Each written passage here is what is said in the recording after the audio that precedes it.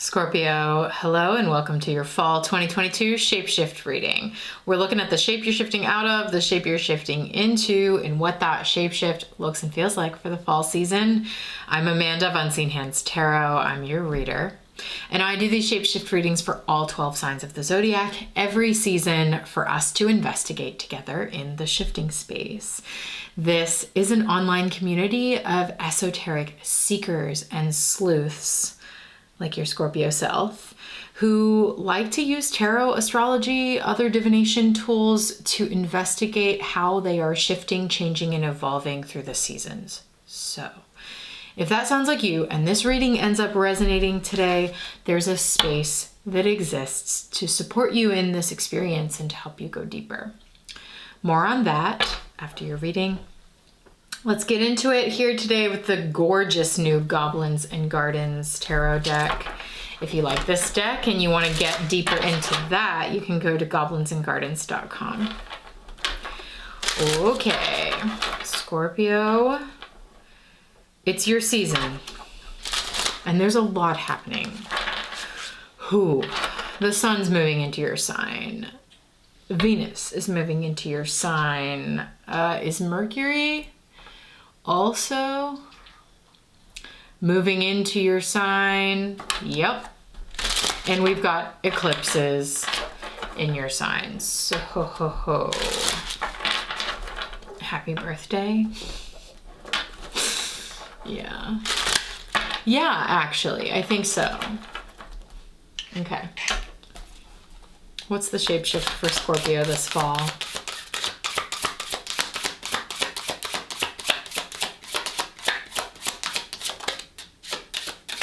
Great. I was just thinking to myself in my head that the Virgo and Libra readings seemed to string together, and then there was this like obvious progression into a connection with the Scorpio reading. So I was really looking forward to your reading for that reason. And the first card out is the Hermit. And I'm like, boom, baby, there's the Virgo connection all the way back. So there is this like Virgo, Libra, Scorpio tie. And there's also like a myth, what am I trying to say? An astrological mythology between those signs where Virgo and Scorpio used to be the same sign and then they were divided by Libra. Like Libran energy was sort of created and inserted between Virgo and Scorpio. And so there is this tie between, or this arc between those three signs that is inseparable. And that's really coming through this fall season. I love it. It's really, really fun. Okay, sure. So we have Virgo with the Hermit. What else for Scorpio? Three of Cups.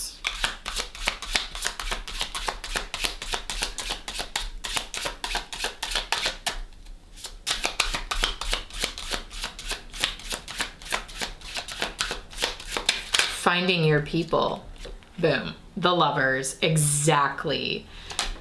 If you don't watch the Libra reading, okay, here's the thing about the Libra reading though, for those of you that are not yet a part of the shifting space, that Libra reading, the version, like the first 10-15 minutes of it that are free on YouTube, kind of went into one faction of it, and then when we got into the full reading and started pulling clarifying cards, we got right into the relational dynamics like almost immediately. So anyway, the real reading that you'll be able to make a more obvious connection with is the full reading available in the shifting space. Okay. Just so you know.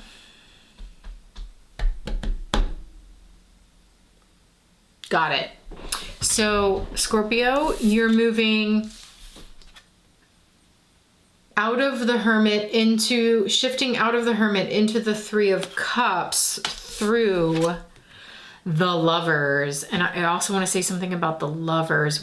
There was another reading where this card came out and it was talking about spilling the beans. Who was it? Was it Aries? Was it somebody? Dunno. Cancer? Cancer. Yep. Say it, slay it. The Cancer reading. Okay, you got some readings to watch apparently. Let's look at this together. Scorpio. This feels so obvious to me. There's this sense of that you need to go off on your own, or you have needed, you know, is this present? Is this past? I don't know, this Hermit energy, but there's a sense that you needed or need to be on your own for a while in order to find your people. And now there's something that feels a little bit more immediate, Scorpio, about you finding, you know, like the Hermit journey either has been long and is now coming to an end, or you're just like temporarily going off on your own and then you're immediately going to run into your people. I don't know. It just feels like the Three of Cups is really imminent. And the Three of Cups is where we see people who are all of the same ilk, like working together, loving together, existing together. There's something about teamwork here that is a continuation of the Libra reading, which really dove into intimate relationship, the equality that is needed, the reciprocity that is needed in intimate relationship and team dynamics in order to create that sense of everybody working together on equal footing and on an equal playing field. And so it feels to me, Scorpio, like you're ready to move through whatever it is you need to move through, which looks like something very big in the Lover's energy, in order to find the team or the relational dynamics that are right for you. It's like finding an oasis in the desert, I think is how it feels to you. Like finding a juicy piece of fruit in a barren desert. And it's like when you find that, oh, jackpot. Jackpot. With the Lovers in the middle, you know, the Lovers is Gemini energy. We have Mars in Gemini from, you know,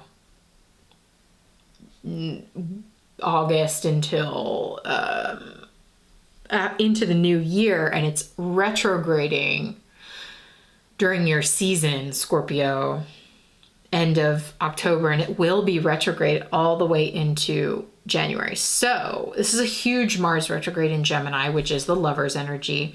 And the Lover's card can sometimes talk about choice.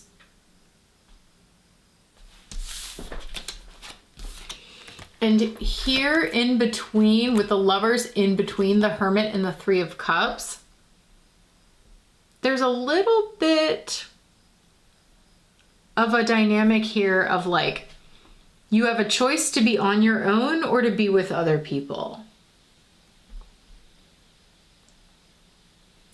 Am I gonna stay with the group or am I gonna go solo? Am I better off on my own? I think Scorpio tends to feel like they're better off on their own. It's like, am I better off on my own or should I try to make this work with these folks? And I wonder if like spilling the beans from that Cancer reading has anything to do with how you make the choice, like how you go from, okay, I get it. It's like, because this to me looks like this big monster is like dumping out all of these apples onto the table. So if you put your cards on the table relationally, I think that will help you decide whether it's better for you to go off on your own and just be alone, or whether you want to stick with this group or stick with these folks or this person, whatever that is.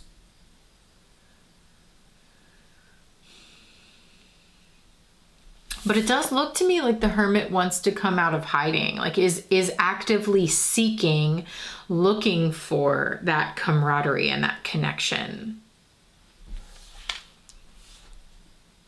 But there's some sort of choice to make for you, Scorpio.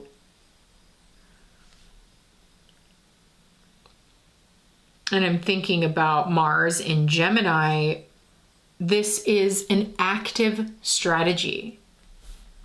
Activating some kind of strategy in Gemini often has to do with thinking and communication and clarity of choice.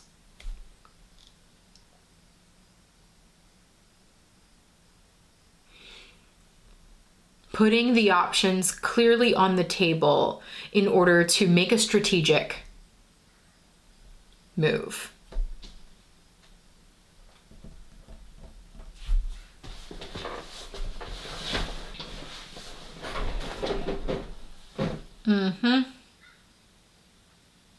Anything else before we pull more cards?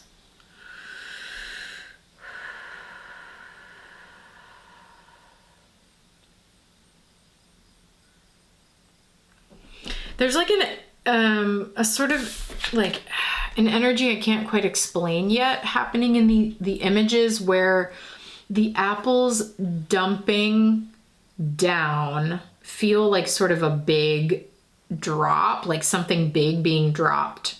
Again, like something spilling out all on the table, like something big being dropped down. And the same thing is coming through in this large flower above these goblins' head. It's sort of like something very obvious coming out into the open.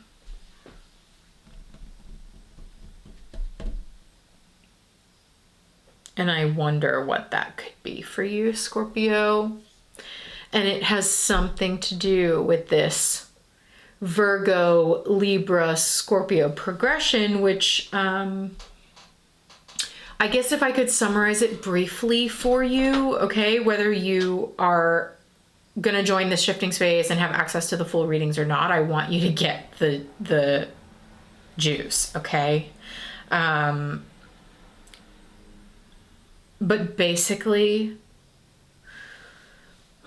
the Virgo reading is talking about integrating the parts of yourself that you are afraid of in order to channel that beast within you into something constructive. And actually, that showed up as the Three of Coins, which also talks about a team. So it's like, how can you bring your beast to the table? Like the parts of yourself you are afraid of, or the parts of yourself that lie in shadow or that sort of hang out inside of you secretly. How can you actually realize that those are incredible points of power for you and bring them to the table when it comes to your relationship and team dynamics? And that, okay, now we're getting into the Libra reading, will awaken you to your own power and help you come to the table as a leader instead of deferring to other people. Which will then, okay, now we're into your reading, help you be honest enough to put everything out there about who you are. Because the more honest you are about who you are, the more likely you are to find people that you actually work with.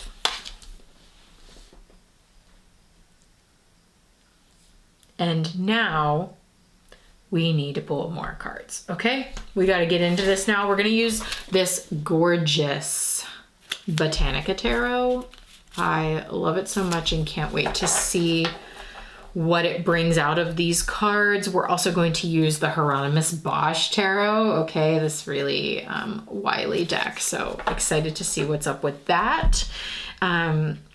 If this is resonating for you and you want the full reading, you want to go deeper, and you want a supported community experience to help you move through this fall shift and the shifts for seasons to come, the space exists. It's the shifting space. The link to join is in the description below, or at least to see what you have access to if you join that space, and how it can support you in tracking your shifts over time, feeling yourself change and grow and evolve as it unfolds. And I hope you join me there, and I hope to see you on the other side, so we can really start getting into this. Okay, maybe I'll see you there.